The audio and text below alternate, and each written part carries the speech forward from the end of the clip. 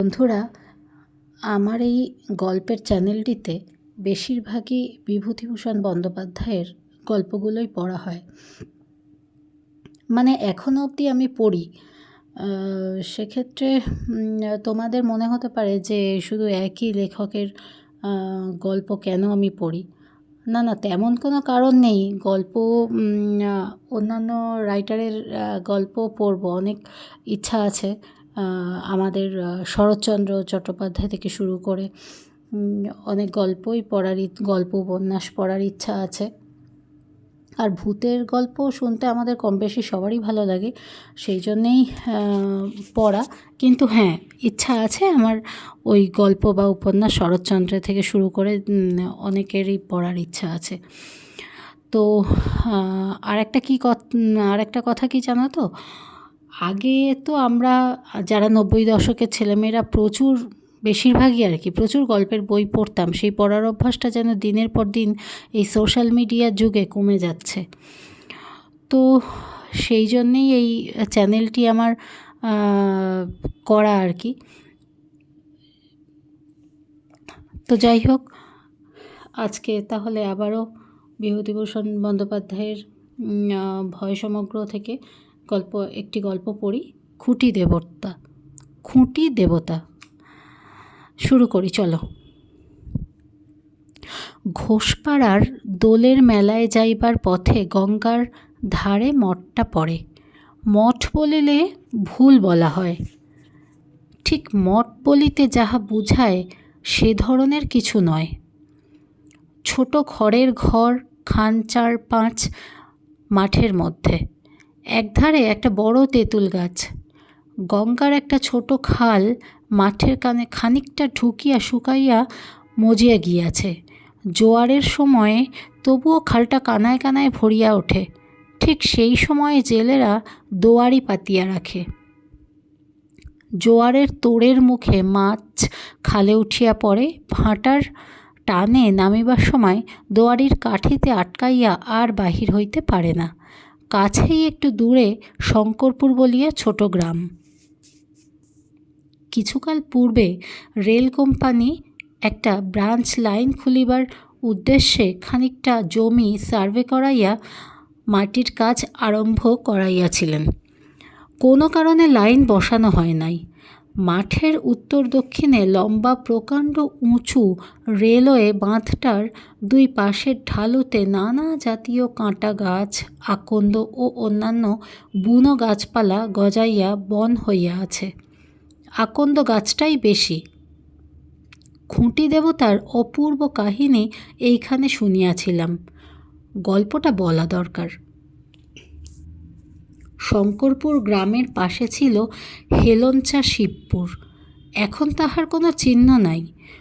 বছর 15 পূর্বে গঙ্গায় লাটিয়া গিয়া মাঝগঙ্গায় ওই বড় চরটার সৃষ্টি করিয়াছে। পূর্বস্থলীর চৌধুরী জমিদারদের সহিত ওই চরার দখল লইয়া পুরানোর প্রজাদের অনেক দাঙ্গা ও মকদ্দমা হইয়াছিল। শেষ পর্যন্ত প্রজারাই মামলায় যেতে বটে, কিন্তু চরটা চিরকালই বালুকাময় থাকিয়া গেল। আজ 10 বৎসরের মধ্যে চাষের উপযুক্ত হইল না। পাঞ্জা আসিলেও চরটা প্রজাদের কোনো উপকারে লাগে না, অনাবাদী অবস্থায় পড়িয়াই থাকে। আজকাল কেহ তরমুজ কাঁকুর লাগাইতেছে দেখা যায়। এই গ্রামে রাঘব চক্রবর্তী পূজারী বামুন ছিলেন। রাঘব চক্রবর্তীর কেহ ছিল না। পৈতৃক আমলের খড়ের বাড়িতে একা বাস করিতেন। একাই নদীর ঘাট হইতে জল আনিয়া বনের কাঠ কুড়াইয়া রাঁধিয়া বাড়িয়া খাইতেন। গায়ে শক্তিও ছিল খুব। পিতামহের আমলের সেকেলে ভারী পিতলের ঘড়া করিয়া দুটি বেলা 1 পোয়া পথ দূরবর্তী গঙ্গা হইতে জল আনিতেন। ক্লান্তি বা আলস্য কাহাকে বলে জানিতেন না। রাঘব চক্রবর্তী পয়সা চিনতেন অত্যন্ত বেশি। বাঁশের চটার পালা তৈয়ারি করিয়া 20 দরে ডোমেদের কাছে ঘোষপাড়ার দোলে বিক্রয় করিতে পাঠাইয়া দিতেন। আবার সময়ে সময়ে ঝুড়ি, কুলো, ডালা বুনিয়া বিক্রয় করিতেন। মাটির প্রতিমা গড়িতে পারিতেন। উলু খড়ের টুপি ফুল ঝাঁটা তৈয়ারি করিতেন, সুন্দর কাপড় রিপু করিতে পারিতেন। এসব তাহার উপরি আয়ের পন্থা ছিল। সংসারে কেহই নাই, না স্ত্রী না ছেলে মেয়ে, কে তাহার পয়সা খাইবে? তবুও রাঘব টাকা জমাইয়া যাইতেন। একটা মাটির ভাঁড়ে পয়সা করি রাখিতেন। সপ্তাহে একবার বা দুইবার ভাঁড়টি উপর করিয়া ঢালিয়া সব পয়সাগুলি সযত্নে শুনিতেন। ভাঁড়ের মধ্যে যাহা রাখিতেন পারতপক্ষে তাহা আর বাহির করিতেন না। গ্রামের সবাই বলিত রাঘব চক্রবর্তী হাতে বেশ 2 পয়সা গুছাইয়া লইয়াছেন। একদিন দুপুরে পাক সারিয়া রাঘব আহারে বসিবার উদ্যোগ করিতেছেন, এমন সময়ে একখানা ছই ঘেরা গরুর গাড়ি আসিয়া তাহার উঠানে থামিল। গাড়ি হইতে একটি 25-26 বছরের যুবক বাহির হইয়া আসিল। রাঘব চিনিলেন, তার দূর সম্পর্কীয় ভাগিনেয় নন্দলাল। নন্দলাল আসিয়া মামার পায়ের ধুলা লইল। রাঘব বলিলেন, এসো বাবা, ছইয়ের মধ্যে কে? নন্দলাল সলজ্জ মুখে বলিল, আপনার বৌমা। ও, তা কোথায় যাবে? ঘোষপাড়ার দোল দেখতে বুঝি? নন্দলাল অপ্রতিভের সুরে বলিল, আগে না, আপনার আশ্রয়েই আপাতত, মানে বামনহাটির বাড়িঘর তো সব গিয়েছে। গত বছর মাঘ মাসে বিয়ে, তা এতদিন বাপের বাড়িতে ছিল, সেখান থেকে না আনলে আর ভালো দেখাচ্ছে না, তাই নিয়ে আজ একেবারে এখানেই। রাঘব বিশেষ সন্তুষ্ট হইলেন না। তিনি চিরকালই একা থাকিয়া আসিয়াছেন, একা থাকিতেই ভালোবাসেন। এ আবার কোথা হইতে উপসর্গ আসিয়া জুটিল, দেখো কাণ্ড। যা হোক, আপাতত বিরক্তি চাপিয়া তিনি ভাগিনেয় বধূকে নামাইয়া লইবার ও পূব দিকের ভিটার ছোট ঘরখানাতে আলাদা থাকিবার বন্দোবস্ত করিলেন। সন্ধ্যার পরে ভাগিনেয়কে জিজ্ঞাসা করিলেন, এখানে নিয়ে তো এলে, হাতে কিছু আছে টাছে তো? আমার এখানে আবার বড় টানাটানি, ধান অন্যবার যা হয় তার শিখিও পাইনি, যজমানদের অবস্থাও এবার যা। নন্দ একথার কিছু সন্তোষজনক জবাব দিতে পারিল না। রাঘব বলিলেন, বৌমার হাতে কিছু নেই? ও কোথায় পাবে? তবে বিয়ের দরুন কিছু গয়না কিছু আছে, ওর ওই হাত বাক্সটাতে আছে যা আছে। জায়গা ভালো নয়, গয়নাগুলো বাক্সে রাখাই আমি বলি বেশ, 5 জন টের না পায়। আমি আবার থাকি গাঁয়ের এক কোণে পড়ে। এই তো সময় যাচ্ছে, ওগুলো আরও সাবধান করা দরকার। দিন 2 পরে নন্দলাল মামাকে বলিল, আমাকে আজ একবার বেরুতে হচ্ছে মামা, একবার বীজপুরে যাব।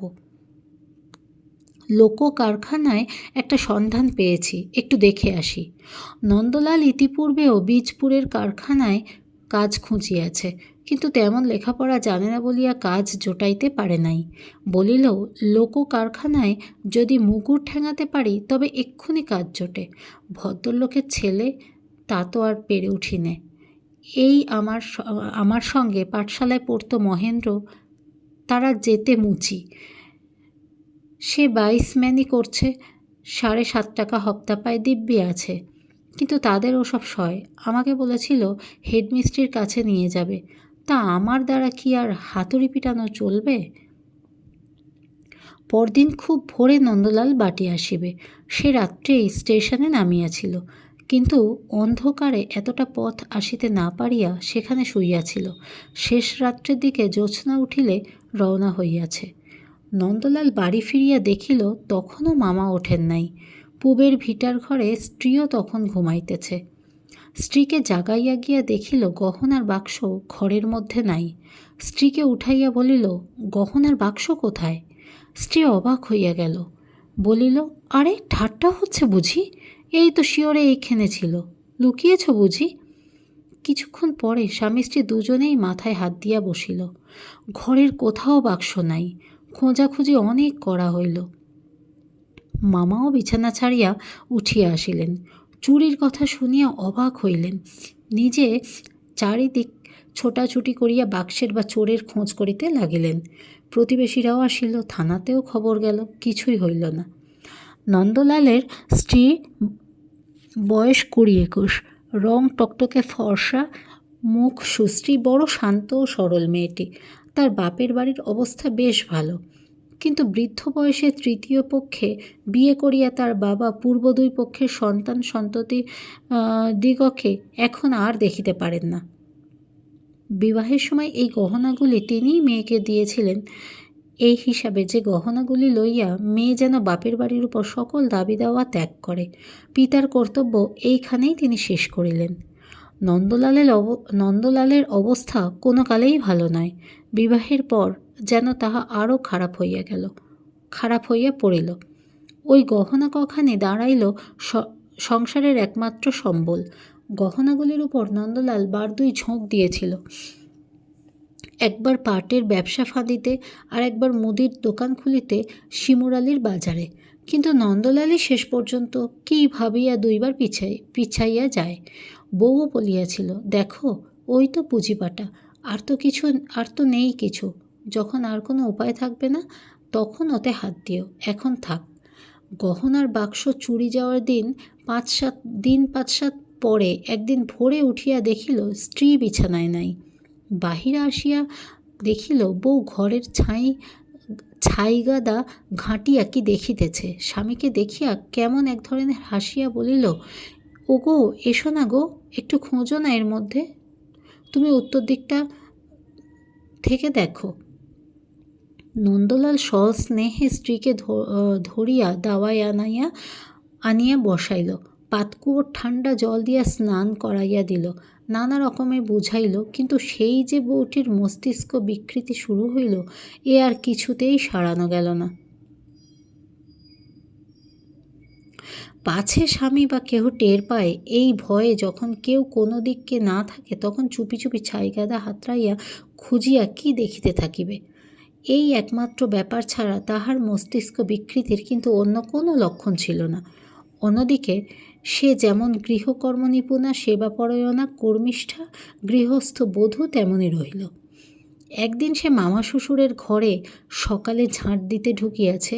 মামা শ্বশুর রাঘব চক্রবর্তী তখন ঘরে ছিলেন না। ঘরের এক কোণ পরিষ্কার করিবার সময় সে একখানা কাগজ সেখানে কুড়াইয়া পাইল। কে যেন দলা পাকাইয়া কাগজখানা কোণটাতে ফেলিয়া রাখিয়াছিল। কাগজখানা দেখিয়া সে অবাক হইয়া গেল। এ যে তাহার গহনার বাক্সের তলায় পাতা ছিল। পাতলা বেগুনি রঙের কাগজ। শ্যাকরারা ওই কাগজে নতুন তৈয়ারি সোনার গহনা জড়াইয়া দেয়। এ কাগজখানাও সেইভাবে পাওয়া, শ্যাকরার দোকান হইতে আসিয়াছিল। সেই হইতে তাহার গহনা বাক্সের তলায় পাতা থাকিত সেই কোণ ছেঁড়া বেগুনি রঙের পাতলা কাগজখানি। বৌমাটি কাহাকেও কিচ্ছু বলিল না, স্বামীকেও নয়। মনের সন্দেহ খুলিয়া কাহারও কাছে প্রকাশ করিতে পারিল না। কিন্তু ভাবিয়া ভাবিয়া শেষে তাহার খুব অসুখ হইল। জ্বর অবস্থায় নির্জন ঘরে একা বিছানায় শুইয়া তক্তপোষের একটা বাঁশের খুঁটিকে সম্বোধন করিয়া সে করজোরে বারবার বলিত, ওগো খুঁটি, আমি তোমার কাছে দরখাস্ত করছি, তুমি এর একটা উপায় করে দাও, পায়ে পড়ি তোমার। একটা উপায় তোমায় করতেই হবে, আর কাউকে বলতে পারিনে, তোমাকেই বলছি। বাঁশের খুঁটিটা ছাড়া তার প্রাণের এ আগ্রহ ভরা কাতর আকুতি আর কেউই শুনিত না। কতবার দিনে নির্জনে খুঁটিটার কাছে এ নিবেদন সে করিত, সেই জানে। তাহাদের বাড়ির সামনে প্রকাণ্ড মাঠ, গঙ্গার কিনারা পর্যন্ত সবুজ ঘাসে ভরা। তারপরেই খাড়া পাড় নামিয়া গিয়া জল ছুঁইয়াছে। জল সেখানে অগভীর, চওড়াতেও 10-12 মাত্র। পরেই গঙ্গার বড় চরটা। সারা বছরেই চড়ায় জলচর পক্ষীর ঝাঁক চড়িয়া বেড়ায়। চড়ার বাহিরের গভীর বড় গঙ্গার দিকে না গিয়া তারা গঙ্গার এই ছোট অপরিসর অংশটা ঘেঁষিয়া থাকে। কণ্টিকারির বনে চড়ার বালি প্রায় ঢাকিয়া ফেলিয়াছে। 12 মাস বেগুনি ফুল ফুটিয়া নির্জন বালির চড়া আলো করিয়া রাখে। মাঠে কোনো গাছপালা নেই। ছেলেদের ফুটবল খেলার মাঠের মতো সমতল ও তৃণাবৃত। দক্ষিণে ও বাঁয়ে একদিকে বড় রেলওয়ে বাঁধটা ও অন্যদিকে দূরবর্তী গ্রাম সীমার বনরেখার কোল পর্যন্ত বিস্তৃত। 2-1 সারি তালগাছ এখানে ওখানে ছাড়া এই বড় মাঠটাতে অন্য কোনো গাছ চোখে পড়ে না কোনো দিকে। এই বিশাল মাঠে প্রতিদিন সকাল হয়, সূর্য মাঝ আকাশে দুপুরে আগুন ছড়ায়, বেলা ঢলিয়া বৈকালে নামিয়ে আসে, গোধূলিতে পশ্চিম দিক কত কী রঙে রঞ্জিত হয়। চাঁদ ওঠে, সারা মাঠ, চড়া রেলওয়ে বাঁধ, ওপাশের বড় গঙ্গাটা জ্যোৎস্না প্লাবিত হইয়া যায়। কিন্তু কখনো কোনো কালে রাঘব চক্রবর্তী বা তাহার প্রতিবেশীরা এই সুন্দর পল্লী প্রান্তরের প্রকৃতির লীলার মধ্যে কোনো দেবতার পূর্ণ আবির্ভাব কল্পনা করেন নাই, প্রয়োজন বোধও করেন নাই। সেখানে আজ সর্বপ্রথম এই নিরক্ষরা বিকৃত মস্তিষ্কা গ্রাম্যবধূটি বৈদিক যুগের মন্ত্রদষ্টা বিদুষীর মতো মনে প্রাণে খুঁটি দেবতার আবাহন করিল। বন্ধুরা, এই গল্পটি আজকে এ পর্যন্তই। নেক্সট পার্ট পরে আবার 2-1 দিনের মধ্যেই দেবো আশা করি। তো প্লিজ আমার গল্প যদি ভালো লেগে থাকে প্লিজ আমার পাশে থেকো, চ্যানেলটিকে সাবস্ক্রাইব করো আর অবশ্যই একটা লাইক করে দিও। ভালো থেকো সবাই।